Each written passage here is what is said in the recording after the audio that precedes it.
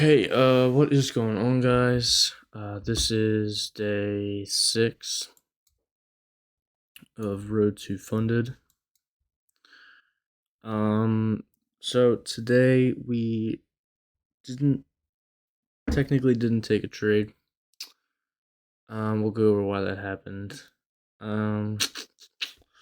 Couple things to talk about. So we are moving our paper account to Trade Locker. So as you can see, I have a balance of 152 right here. We are basically going to be taking our trades from Trade Locker from now on because two reasons. One, because I want to get used to the software, and two, because I want to also open. I did open a live account. So I'm going to start pumping some money into that live account so I can get used to trading with, real money and see if I have to deal with any emotions coming with that. I've lost money trading before. I traded Forex, lost a bunch of money, so I should be all right. But yeah, I wanna get everything straight, and also I'll be able to have that live account for when I in the future start taking out profits from funded accounts. I can just dump them straight in the live account, keep growing the live account. So I have the live account active on my phone, I think.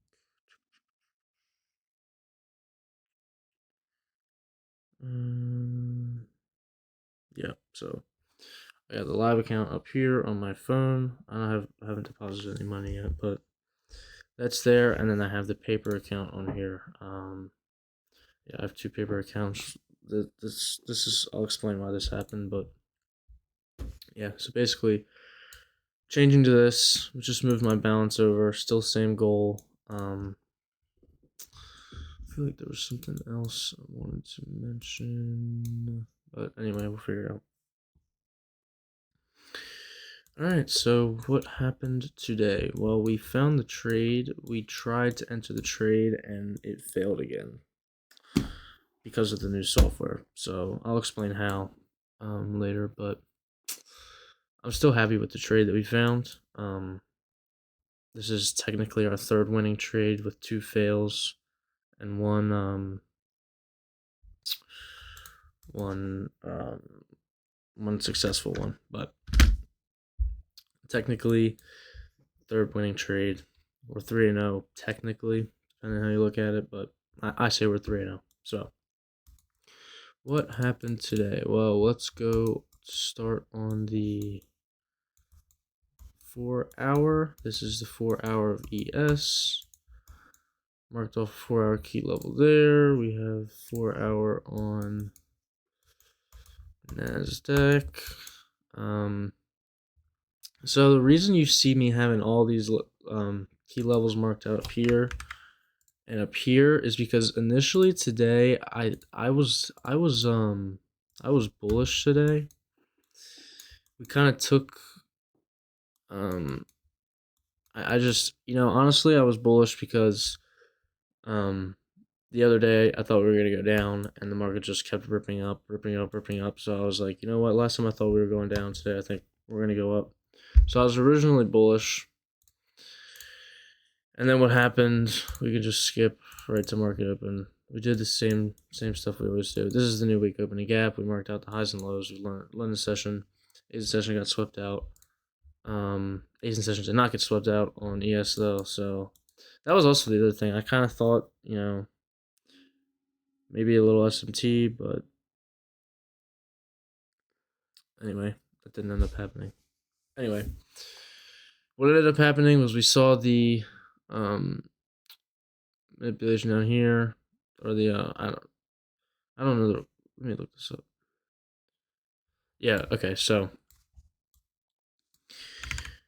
Power 3, beginning of London session is where we saw the accumulation. We saw the manipulation up to the upside, and then ultimately the distribution. Okay. I did see this and kind of, that did cross my mind, and that's kind of the reason why I didn't immediately take a uh um what do you call it, a long, and I'll explain there. But I did see this, that did cross my mind, so I wanted to add it because that is kind of a perfect example of the power of three right there. Yeah. Okay. Nasdaq. I like preferably I like to take trades on Nasdaq. I don't know why. I just prefer the Nasdaq. So I was looking at Nasdaq pretty clearly today, and we just kind of kept going up and down. We kind of started to come down, and then we reversed really far back, almost up to this new opening gap.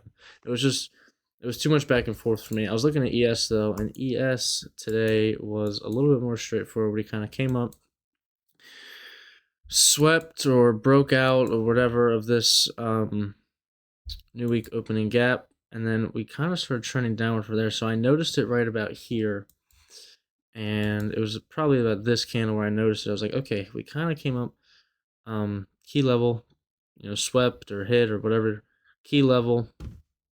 Coming out of the 5 minutes, I noticed, okay, here's a 5 minute fair value gap. Might as well mark it, see what happens, and then price does exactly what it should have done. Came back right into that 5 minute fair value gap. I'm like, okay, looks like we're taking shorts today. I just kind of had to wait for the market to tell me what it wanted to do. I listened. I almost took longs here. Glad I didn't, because I also thought about this accumulation, and I wasn't too happy. I didn't want to take a trade right as the market was opening, and I was couldn't find entry, whatever. Glad I didn't take that trade. I waited for the market to tell me what it wanted to do. Came back into this 5 minute fair value gap. I said, okay, bet. Marked out this one. Sorry, my recording kind of stopped for a second. I don't really know why. Where was it? Okay, we came back into this 1 minute, or this 5 minute fair value gap. Came down to the 1 minute, marked off this 1 minute inverse fair value gap. Hard drop downwards, broke through that 1 minute inverse fair value gap. I said, okay, I want to enter here. Now this is where I put this on my chart, set this up, went over to my trade locker, and I was panicking, honestly, because I couldn't figure out how to change. I was on NASDAQ, couldn't figure out how to change. Now I know I just have to click fuck, I guess I don't know how to do it. Oh, it's this button. Markets. Yeah, I just gotta click this button. Maybe there's an easier way. I think it's definitely easier on your phone. And that's where I plan to be taking most of my trades. Not for the videos. For the videos, I'll be doing it on the computer, but when I'm actually trading, I'll do it on the phone. So, but yeah, I couldn't figure that out. So I hurried up, changed to SPX, hurried up, and just, I came in here, I put risk, I put 1500, and I said stop loss, and I had to figure out to click to sell. And I was trying to do this quickly because I didn't want another candle to drop long like that one did. And he just missed the entry. So I was trying to do this fast, and then I didn't notice that I was on the 5 minute. So I put my stop loss like way up here, and it was way off from the stop loss, and it didn't work. So that was on this account. I ended up making like $2,000 by accident. It was just a mess. I didn't mean to do that. And then I tried to reset this account, so I typed in another 150,000, and it just added it to the balance. So I was like, screw it, and just made a new one. So here's the fresh one. We know what we're doing now. Yeah, basically, trade looked great. I saw it starting to reverse a little bit. I drew the fib retracement, because if it would have come back into here and started to reverse again, I might have taken another trade down. But this fib retracement ended up being great.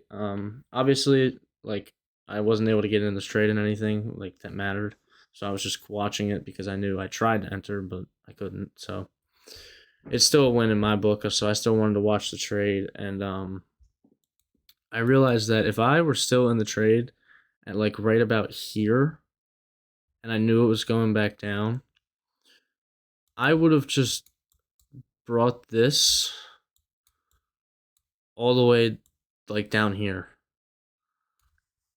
In theory. I mean, that's easy to say in hindsight, but maybe not all the way down here. Maybe I would have brought it down to like here, but I would have definitely used this fib retracement to target key levels And this was good to watch throughout the rest of the day because, I mean, this every key level ended up getting hit. The market just kept going down. So I could have made a lot of money if I was smart in that situation and kept just moving my stop loss to break even, or I don't know, done something. I got to learn more about that. But anyway, if we had just taken this trade straight up with the 1500, it would have been a 1 to, I had my thing all the way down here. It would have been a 1 to 2.06. So I would have made $3,090, I think. So yeah, not too bad. Yeah, this should be the last one of these like kind of shorter recap versions of these. I just got back from vacation, and yeah, we didn't do much trading.